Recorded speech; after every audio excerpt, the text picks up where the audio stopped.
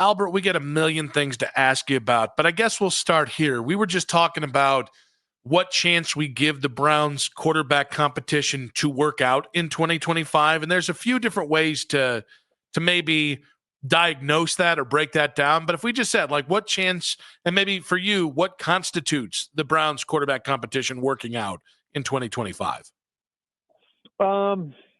Yeah, I mean, I would say just having a winning answer at the position, and having it be definitive enough where it's, well, you want it to be a tough decision, right? Like, because you want to have good competition in the room, but you want to have somebody you feel comfortable with going for 17 games and not some sort of plan where it's like, okay, like, well, the rookies are here and the veterans are here and the veterans are good enough for now, but we hope like by week 8 or 9, the rookie is taking a spot. You want a better answer than that, So, that could be one of the rookies. It could be one of the vets, but I would say like really like what you're looking for is to be able to get, I don't know. I guess like the bar for me would be kind of like the way Joe Flacco played down the stretch, in 2023. It's like, can you get that level of quarterback play? If you can clear that bar, I think based on where you are and the options you had in front of you, I don't think that's a horrible result. It just wasn't a great year to be looking for a quarterback, guys. I think everybody knows that, right? The Matthew Stafford option came off the table pretty quickly for everybody. Aaron Rodgers is still floating around out there, and the draft wasn't great at the position, and so, like the Browns, like the Giants, inquired on moving up to number 1. But, the Titans, once they made their decision that Cam could be the guy, weren't going to move off of there. So, you're sort of making do with what was kind of a tough year to be looking for a quarterback overall. And again, like, I think, like, if you want to talk about making, chicken salad out of chicken, like 2023 would be the example of being able to do that. Well, and that kind of leads into something we talked about last week with your report that you had. And so we're dying to get more info out of you with Chris Olave and the Browns and the connection there. And so like if you're going to go after Olave and you're going to add up the receiver room, especially with what we saw them do in the draft, that had to have been with Kirk Cousins in mind or something, I would imagine. Yeah, I mean, I don't know. Like, honestly, like the Steelers or the Saints shut that down so fast that, like, I don't know how serious that ever got on either side. And there were a couple teams that inquired on Olave, and the idea of it, I think, is intriguing. Now he's got the concussion issue, which you gotta get a good read on that, like, and kind of where he's at. But I mean, I loved him as a player at Ohio State. I think obviously a lot of people that are listening right now are real familiar with how good he can be. And so, would that, if the Saints didn't shut it down, have progressed to like really serious talks? Maybe, maybe not. But I don't think it like gives you any sort of insight into what they were going to be doing at quarterback, or whether or not they would have been more serious about going and getting a Kirk Cousins. Mainly because the Cousins situation was really complicated by the money part of it, and the Falcons driving a really hard bargain that I think like sort of was to save face on their end. So yeah, I mean, I would just take the Olave thing for what it was, which was inquiring on a really good on a player who's got a chance to be really, really good, and nothing, I don't think, connected to what they were doing at quarterback. Albert, given what the quarterback room actually looks like now, and people like myself are seeing a 3 or 4 win team, I'm just curious, like, will the Browns still be in play for those kind of moves if they pop up in camp or heading into the season? I mean, I think they're open to anything. Camp and in season are two different things, right? Like, because I think, camp, it's sort of like, okay, like, is this guy going to be a piece for us for the next 3 or 4 years? Like, for example, like, Marshawn Lattimore, when the Saints acquired him, or the Commanders acquired him from the Saints last year, that was sort of a move that was for 2024, but also for the future because he was under contract for a few years.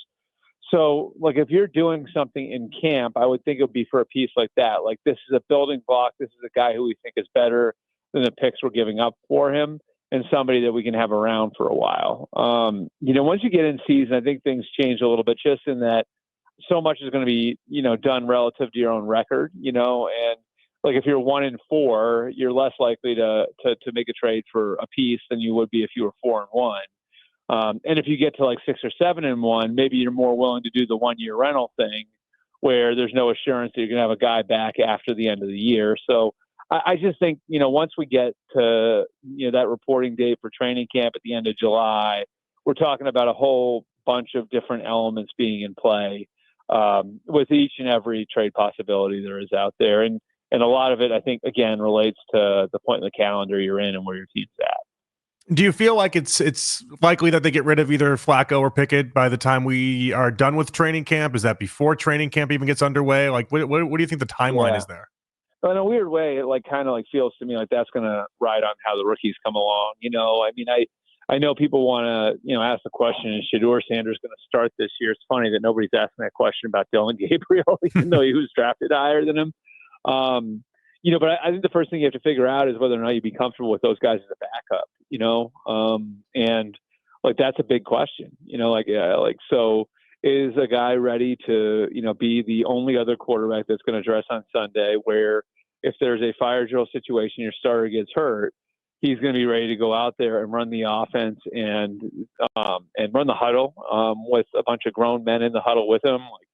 That's a pretty big question, I think that's the first thing you got to ask when you're talking about the fate of the veterans is whether or not you keep Kenny Pickett or Joe Flacco as a backup really is going to ride on the readiness of one of the rookies or both of the rookies' ability to play that role as a backup quarterback. Albert, a big talking point heading into the owners' meetings was the Lions playoff seating change proposal. That was pulled for a vote on Wednesday before they could actually vote on it.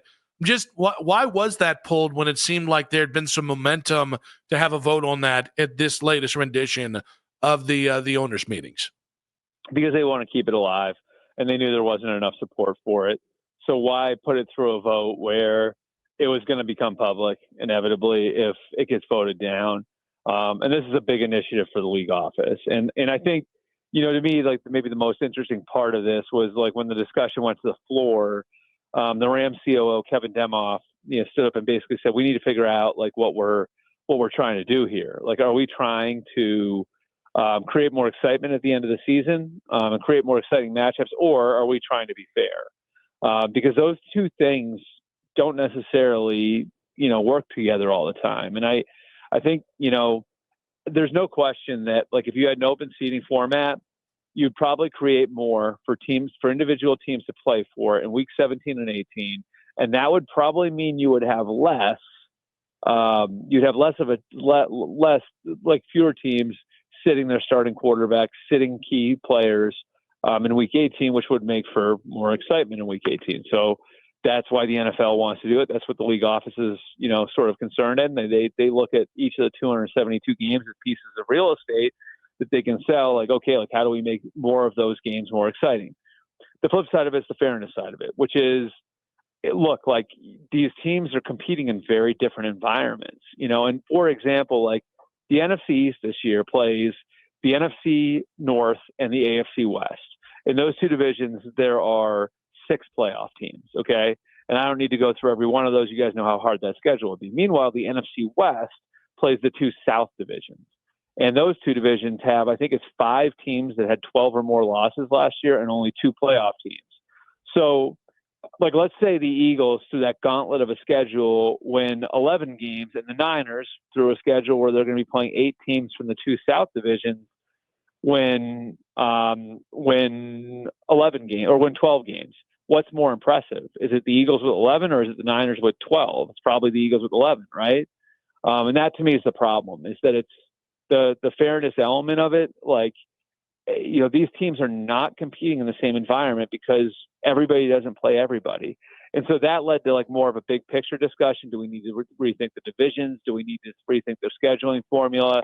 And I think a lot of this is sort of pointed not just to 2026, but also probably more so when they go to 18 games. So I think the reason that they don't vote on it is to continue the conversation into 2026. And, really, a lot of this is going to be those big picture thoughts that people really weren't talking about coming out of that.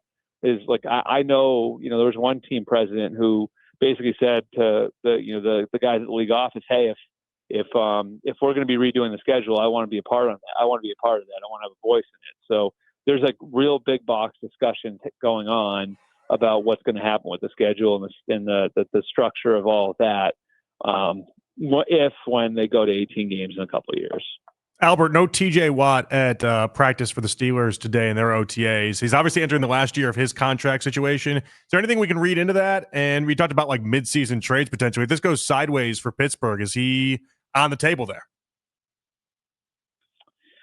I mean, I don't think so. I just don't know how you would get the kind of return that.